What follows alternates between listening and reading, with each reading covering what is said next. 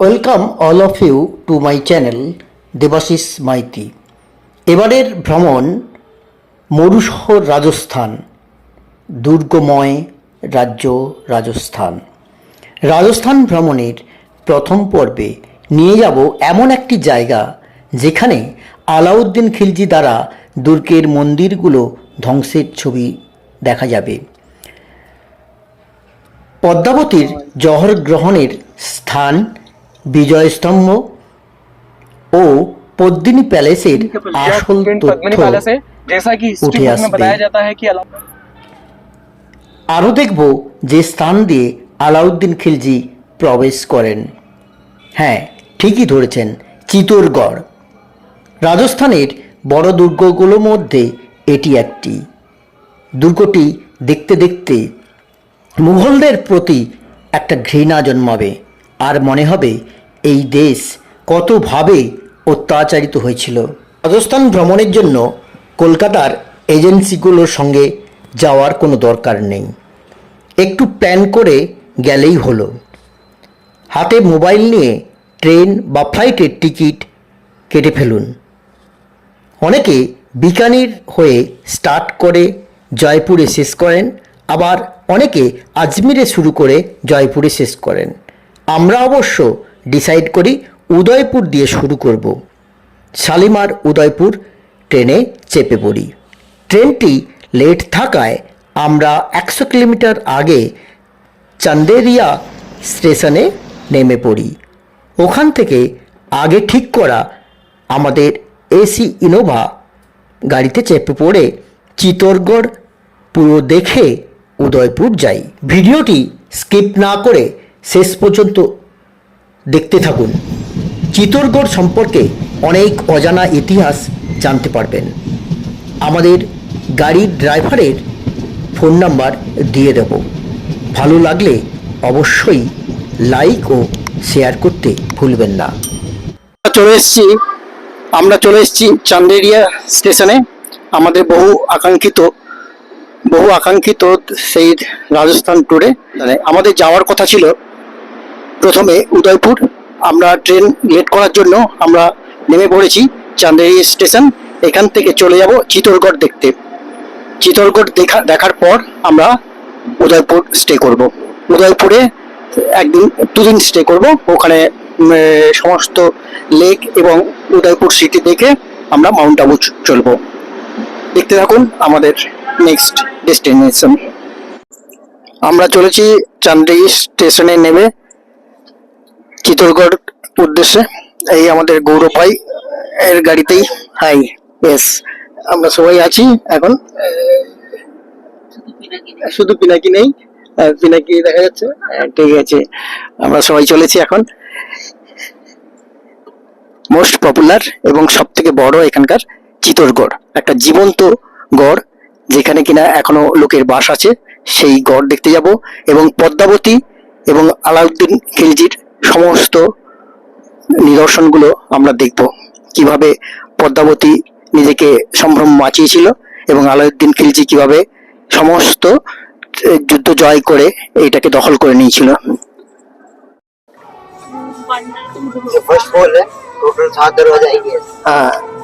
প্রথম পোল। এরকম 7টা পোল আছে, 7টা দরজা পেরিয়ে তবে আমরা চিতোরগড়ে প্রবেশ করব।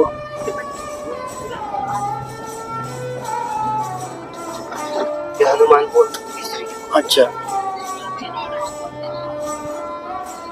আমরা চলেছি ভারতের বৃহত্তম দুর্গ চিতোরগড়ে, যা প্রায় 600 ফিট উঁচু পাহাড়ের উপর 700 একর জায়গা জুড়ে বিস্তৃত এবং 13 কিলোমিটার এর লেন্থ।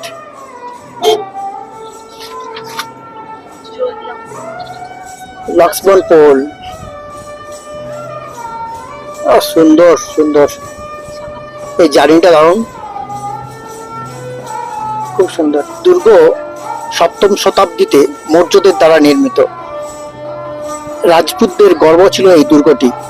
1303 সালে এই দুর্গ দখল করে নেয় আলাউদ্দিন খিলজি। ত্রিপোল বা গেট পেরিয়ে যেতে হয় এই দুর্গে। মেন পোলটি ভগবান রামের নামে রামপোল। রানী পদ্মাবতীর কাহিনী আনাচে কানাচে লুকিয়ে রয়েছে এই দুর্গের ভেতর। फोर्ट के ऊपर पूरा विलेज विलेज बना हुआ, गांव बना हुआ। और गाँव बना हुआ है ना, এখানে 40 টাকা পার টিকিট দিয়ে এন্ট্রি করতে হবে, পার পার্সন 40 টাকা।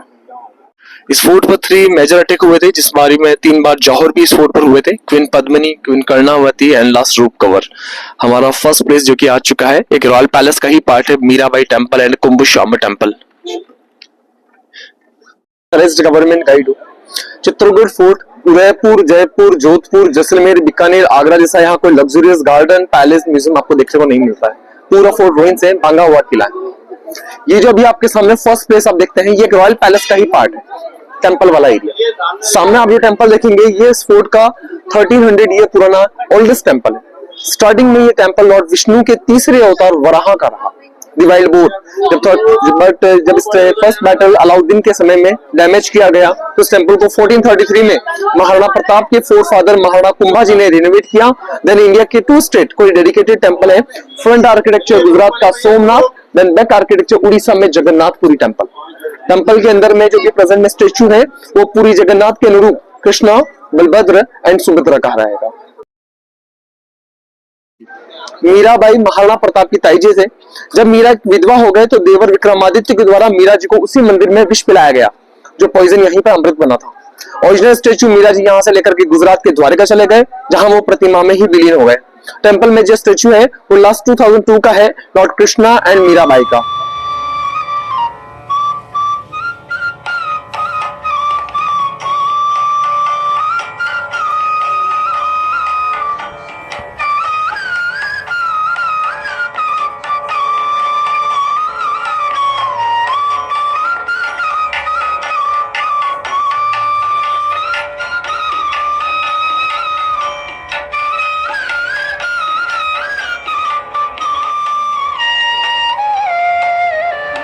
এই মন্দিরটির ভেতরে দেওয়ালে সুন্দর কারুকার্য খচিত ছিল, যা বোঝাই যাচ্ছে, কিন্তু এগুলি ধ্বংস করে দেয় আলাউদ্দিন খিলজি ও আকবর, যা দেখে খুব খুব খারাপ লাগলো।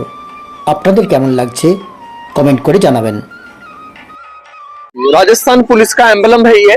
सेकंड, राजस्थान एनसीईआरटी बोर्ड का लोगो भी यही है। और थर्ड, 1949 में इंडिया का जो पहला स्टैंप बना था, भारत का पहला पोस्टल स्टैंप विजय स्तंभ भी है। लास्ट 5 ईयर से पैंडेमिक के बाद से इस पर चढ़ाई अलाउड नहीं है, कोविड गाइडलाइंस के बाद से। महाराणा प्रताप की जो फोर फादर होते हैं, महाराणा कुंभा, उन्होंने गुजरात और मध्य प्रदेश के दोनों ही इस्लामिक आक्रमणकर्ताओं को हराया, और उसी खुशी को सेलिब्रेट करते हुए the capital of the Mewar Chittorgarh के फोर्ट पर विजय स्तंभ टावर का निर्माण करवाया। 10 ईयर लगे थे सर इसे बनने में। 1448 टू 1458 37.19 मीटर का इसका हाइट है, और 157 सीढ़ियां इस पे जाने के लिए जो बंद है। इसी टावर के आसपास का जो पूरा कैंपस देखेंगे ना, ये पूरा कैंपस एक समय का क्रिमिशोरियम एरिया था, क्रिमिशन प्लेस, जहां पर हजारों फीमेल्स ने अपने सतीत्व की रक्षा के लिए जौहर किया था। इस फोर्ट में 3 टाइम मेजर बड़े थे। कितना टाइम? 1535 में। 1530। Yes sir. उस समय जौहर करती है महाराणा प्रताप की ग्रैंड मदर महारानी कर्णावती 13,000 फीमेल्स के साथ में। और लास्ट अटैक होता है 1568 में, अकबर के अटैक के समय में। इस फोर्ट के जो चीफ कमांडेंट होते हैं फत्ता सिंह चुंडावत, जिनके धर्मपत्नी रूप कंवर के नेतृत्व में 8,000 फीमेल्स ने अपने स्वतित्व की रक्षा के लिए तीसरा जौहर भी यहीं पर किया था। इस पूरी जगह को लिफ्ट कर दिया गया है। पहले जो एक समय का कुआं सा था, अभी वो गार्डन बना दिया गया है। और 1 टाइम हर साल होली के पश्चात आने वाली फर्स्ट एकादशी को हजारों फीमेल्स की याद में एक जौहर मेला यहीं पर लगता है। जो देखते हैं, इस प्लेस को कहा जाता है जौहर स्थल। ये आपके सामने पूरा मैदान जो दिखाई दे रहा है जौहर प्लेस है। सामने ब्लैक बोर्ड लगा हुआ है जौहर स्थल के नाम से। देखिएगा ये हवन पॉइंट है, जहाँ पर हर साल हवन करने के लिए औरतें ये पूरा शमशान घाट था, शमशान भूमि था उस समय। ये सभी खंडित मंदिर हो गए हैं। अंतिम समय में 1568 में अकबर के आक्रमण के दौरान इस सभी चीजों को तोड़ दिया गया था। अकबर के द्वारा यहाँ पर हजारों लोगों का कत्लेआम किया गया था। ये एंट्रेंस है विजय स्तंभ का, यही एग्जिट है जो बंद करवा दिया गया है। इसलिए आपका समय बच जाता है गेस्ट फोर्ट पर घूमने के लिए, जहां पर गेस्ट को 2 आवर्स लगते थे, आज गेस्ट को 1.5 आवर या 1 आवर में हो जाता है पूरा फोर्ट। ये मॉन्यूमेंट्स लगभग 80% जहां जहां जगह कंजेस्टेड है वो बंद है अभी, ये सब भांग तोड़ दिया गया है सारा। ये सारा अकबर ने तोड़ा था 1568 में, लास्ट अटैक। ये सामने वाला फोर्ट का लास्ट टेंपल है। पूरे फोर्ट के कैंपस में 113 टेंपल थे, बट प्रेजेंट टाइम पर 3 टेंपल्स का ही पूजा होता है, अदरवाइज और किसी टेंपल का पूजा नहीं होता है। ये लास्ट टेंपल है, इसे कहते हैं समाधीश्वर टेंपल। आज से लगभग 1000 ईयर पहले इस टेंपल को बिल्ड किया गया था परमार डायनेस्टी के किंग राजा भोज, जिनके नाम से मध्य प्रदेश का कैपिटल बना है भोपाल। राजा भोज ने इस टेंपल के अंदर में सिंगल स्टोन पर भगवान महादेव के तीनों स्वरूप दिए, लॉर्ड ब्रह्मा, विष्णु एंड महेश। इस टेंपल को 1303 में दिल्ली के आक्रमणकर्ता अलाउद्दीन के द्वारा डैमेज कर दिया गया। टेंपल को दोबारा से रेस्टोरेशन किया गया। 1428 में राणा कुंभा के फादर महाराणा मोकल के द्वारा उस टेंपल में प्रतिमा एज इट इज है, सिर्फ उस टेंपल का नाम चेंज करवाया गया और भी प्रेजेंट में इस टेंपल की पहचान समाधीश्वरा टेंपल से होती है। शमशान भूमि के सेंटर में महादेव का टेंपल, लॉर्ड शिवा का टेंपल समाधीश्वर कहलाता है।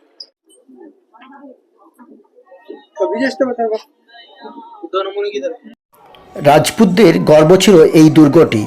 1303 সালে এই দুর্গ দখল করে নেয় আলাউদ্দিন খিলজি। এই দুর্গটি তিনবার মুঘলদের দ্বারা আক্রান্ত হয়। আলাউদ্দিন খিলজি, বাহাদুর শাহ ও সম্রাট আকবর। এই দুর্গের ওপর থেকে শহরটাকে খুব সুন্দর দেখাচ্ছে।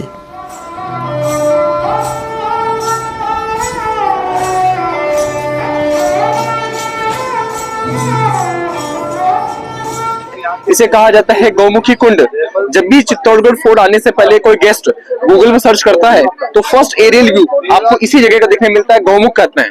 15 मीटर का डेप्थ है, इस जगह का 45 फीट गहरा है। रॉयल पैलेस से सभी क्वींस अपने पैलेस से कनेक्टिविटी यहीं पर थी, यहाँ स्नान के लिए आती थी बाई टर्नल या बाई रोड। तो ये सारा रेन वाटर हार्वेस्टिंग का पानी इकट्ठा होता है। 15 मीटर का इस जगह का डेप्थ होता है। ये पानी वाटर लेवल भी हाइट पर है। जब समर टाइम में वाटर लेवल डाउन होता है तब नीचे जा सककर हम लोग गौमुख विजिट कर सकते हैं। अभी गौमुख पानी में डूबे हुए हैं।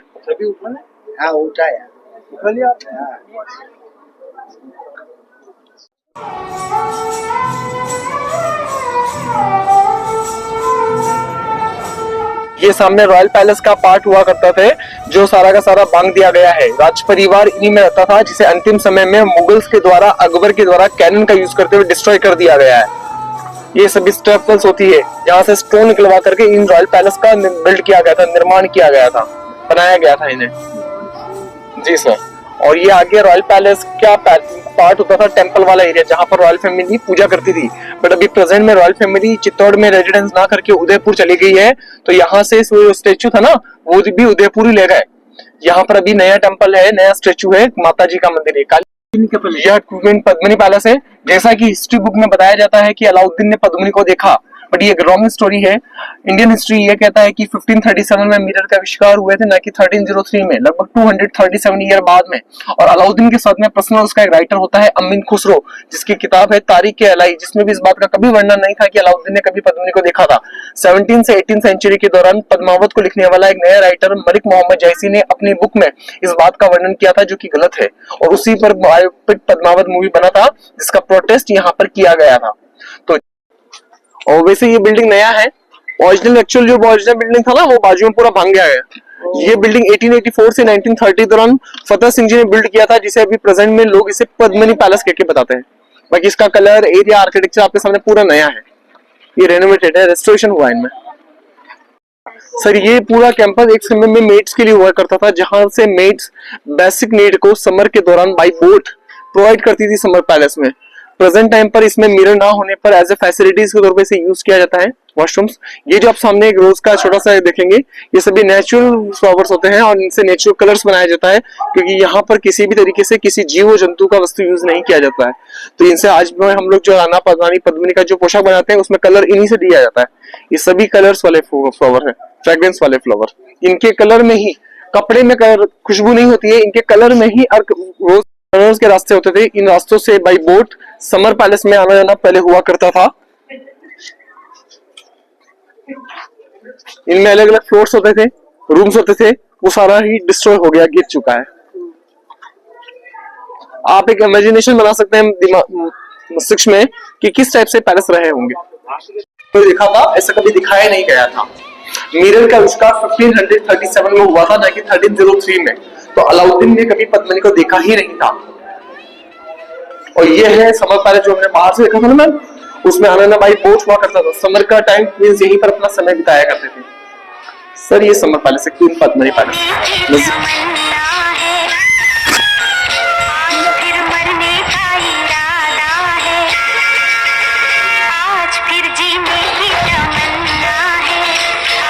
बनने का रहता है। गाइड मूवी का नाम आएगा और सॉन्ग का नाम है कांटों से खींच के आंचल, आज फिर जीने की तमन्ना है, तो आज मरने का रहता है। जिस शूटिंग के दौरान यहाँ पर मिरर लगाए गए थे और यहाँ वैद्यराम ने डांस किया।